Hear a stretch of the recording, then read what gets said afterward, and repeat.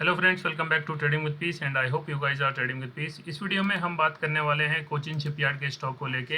अभी आपने देखा होगा मई के फर्स्ट वीक सेकंड वीक में कोचिन शिपयार्ड ने बहुत अच्छा परफॉर्म किया और उसके बाद अब इसमें एक हाई बनने के बाद मतलब रिसेंट जो ट्रेंड था उसके बाद इसमें थोड़ा कंसोलिडेशन नज़र आ रहा है। तो आगे क्या कुछ है, क्या हमें ये होल्ड करना चाहिए, सेल करना चाहिए, बाय करना चाहिए, तो डिटेल एनालिसिस में हम बात करेंगे। कोई रिकमेंडेशन नहीं होगी बाय सेल के लिए, just we will only analyse the stock on its parameter fundamentally और टेक्निकली।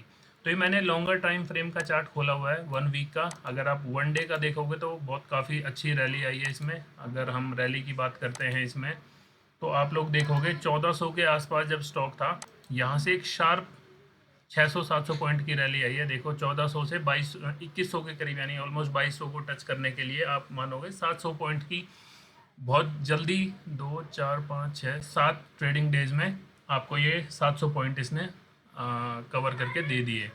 तो अब व्हाट नेक्स्ट हम देखते हैं। अगर व्हाट नेक्स्ट तो 1 वीक के हिसाब से अगर हम देखते हैं तो स्टिल हमारा जो पहला टारगेट बनता है वो यही रहता है। जब स्टॉक अगर पॉजिटिव हुआ है तो डेफिनेटली वो अपना जो प्रीवियस एक हाई था उसको तो टच करेगा, और अगर उसको और ऊपर जाना है, लेट से उसको 3000 4000 जाना है, तो यहाँ पे थोड़ा सा इस रेंज पे आके अपना टाइम स्पेंड करता है और फिर ऊपर जाता है।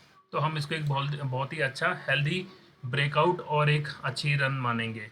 जैसे इसने पहले आप देखोगे यहाँ से जो रैली की है, जो हाई क्रिएट हुए थे नीचे देखोगे आप इस रेंज पे, तो ये एक सस्टेनेबल हाई था। ऑल्दो ये वीक में मैंने आपको ये साथ चार्ट खोला हुआ है तो आप देखोगे एकदम से ऐसा नहीं था कि वेट मतलब जो इसका जो टाइम पीरियड था एकदम से स्पाइक आया है, बहुत ही सस्टेनेबल था। इस कारण आप देखोगे स्टॉक इस हाई तक पहुंचा भी। और अगर हम इस पीछे वाले इसका हाई मतलब जो इसकी जर्नी थी उसको देखते हैं, जहाँ ये 500-600 के करीब में ट्रेड करता था, उसके बाद जो ये रैली आई है, तो मैं ये नहीं बोलूँगा कि ये इसमें डाउन ट्रेंड आया, बट इट इज़ समवेयर कि हम बोलेंगे प्रॉफिट बुकिंग। छोटी सी बात है, अगर आपने इस स्टॉक को लेट से 200 400 500 पे अगर आपने इसको ख़रीदा है, तो 500 रुपये, जिनका 500 रुपये सीधा बन चुका है 2800-2500 के करीब, तो डेफिनेटली प्रॉफिट बुकिंग बनती है। और ये मैं अपने जितने भी मतलब फ्रेंड सर्कल या जो भी लोग मुझसे ट्रेडिंग के बारे में पूछते हैं, तो मैं यही बोलता हूँ कि स्टॉक में हमें एक लेवल पे एग्जिट भी करना चाहिए और एक लेवल पे हमें अपनी पोजीशन बनानी भी चाहिए। मींस कि अगर हम टारगेट बुक नहीं करेंगे, तो अगर जो लोग बोलते हैं कि हम बहुत दूर की सोच के चल रहे हैं 10 साल 20 साल, तो उनके लिए तो हो सकता है कि अलग है, बट जिनको पैसा कमाना है, मार्केट से ही पैसा कमाना है, तो उनको एक रेंज पे प्रॉफिट बुक करना चाहिए। दोबारा अगर अच्छी पोजीशन मिलती है तो एंट्री करनी चाहिए। मींस आपको टारगेट सेट रखने चाहिए कि अगर लेट से 2000 पे ख़रीदा, 4000 रुपये में निकल जाऊंगा, और 2000 से नीचे आता है, यानी लेट से आपने एक बाय रेंज बनाया। फॉर एग्जांपल अगर आपने, हम इसी की बात करते हैं, जो कोचिन शिपयार्ड है, सबको मतलब बहुत सारे इन्फ्लुएंसर्स ने इस पर वीडियो बनाई कि यहाँ पे ख़रीद लो, क्योंकि जिस स्टॉक ने 3000 का हाई लगाया वो लगभग लगभग आपको 50% के डिस्काउंट पे आ गया था। तो इस रेंज में काफ़ी लोगों ने इसको बाइंग के लिए अपॉर्चुनिटी ढूंढी। और लेट से अगर आपने यहाँ कहीं इसको बाई किया है तो इसी के आसपास आप अपना एक छोटा सा एसएल लगा लो, अगर आप ट्रेडिंग या कुछ वैसा देखने की प्लान बना रहे हैं।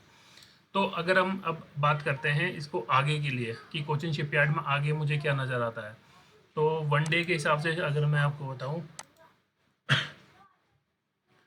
तो इस रेंज पे मुझे इसमें एक कप दिखा था ये, इसी कारण मैंने इसमें एक पोजीशन बनाई और ठीक ठाक सा पैसा भी कमाया। ये कप दिखा और कप को इसने अच्छे से इसको ब्रेकआउट भी किया और टारगेट भी आए। अगर हम टारगेट की बात करें, अगर हम कप की जो बात करते हैं, तो आप देखोगे लगभग लगभग आसपास आया भी। अब अगर आप देखोगे तो इसे और बड़े टाइम फ्रेम पे अगर हम देखते हैं 1 वीक पे, तो आपको दिखेगा अभी भी इसमें कप फॉर्म हो रखा है। हैंडल, कप एंड हैंडल जो चार्ट पैटर्न था उसको इसने ब्रेक किया। इस रेंज पे इसका होल्ड करना बनता है, क्योंकि एक अच्छा खासा इनका ये वाला रेंज जो थी, ये एक अच्छा इसमें पहले सपोर्ट भी था और उसके बाद ये रेजिस्टेंस का काम भी करेगा ही। अगर इस जोन से निकल के स्टॉक इस वाली रेंज में ट्रेड करता है तो डेफिनेटली ये 3000 के करीब जाने का दमखम रखता है। Again I am just sharing my view, आपका क्या है आप ये बता सकते हैं। और इस व्यू के साथ बैकअप करने के लिए हमें चाहिए कंपनी के फंडामेंटल, कि क्या कंपनी जो हम देख रहे हैं कि 3,000 6,000 के रिकॉर्ड पे जाएगी, तो क्या उसके पास इतना पैसा है, क्या उसके पास सेल है, क्या उसका डेट है, तो हम रिव्यू करेंगे। तो अगर आपका इसका क्विक स्निप देखोगे तो इसी स्नैप्सिस में आपको दिखेगा कि देखोगे 50,000 करोड़ का मार्केट कैप है, 5,000 करोड़ के समथिंग रिजर्व है, 500 CR का डेट है, डिविडेंड भी स्टॉक देता है, बुक वैल्यू 213 का बुक वैल्यू है, डिविडेंड भी स्टॉक देता है, सेल्स ग्रोथ भी अच्छी है। मतलब अगर मैं नटशेल में बात करूं तो काफ़ी कुछ साफ़ सुथरा इसका हमें नज़र आता है फाइनेंशियल या फंडामेंटल। प्रॉफिट एंड लॉस की अगर हम बात करते हैं तो ईयर ओवर ईयर अगर आप देखोगे 2014 से लेके मार्च 2025 तक company all time high profit के करीब अपने पहुंची हुई है। कंपनी की सेल देखोगे आप, ऑल टाइम हाई आपके पास सेल है, यानी 4500 करोड़ की कंपनी के पास नेट सेल है। और इसी कारण लोगों का इस पर ट्रस्ट भी है इस स्टॉक पे कि ये आगे और अच्छा आउट परफॉर्म करेगा। प्रमोटर्स की हिस्सेदारी देखोगे आप तो ऑलमोस्ट 67% के करीब है। FIIs DIIs पब्लिक सबके पास ही स्टॉक है। एंड आई होप आप सभी को पता होगा कि कंपनी क्या काम करती है। अगर आपको नहीं पता तो you can just pause the video और इसको पढ़ सकते हैं कि इस कंपनी का पर्टिकुलर बिजनेस क्या है।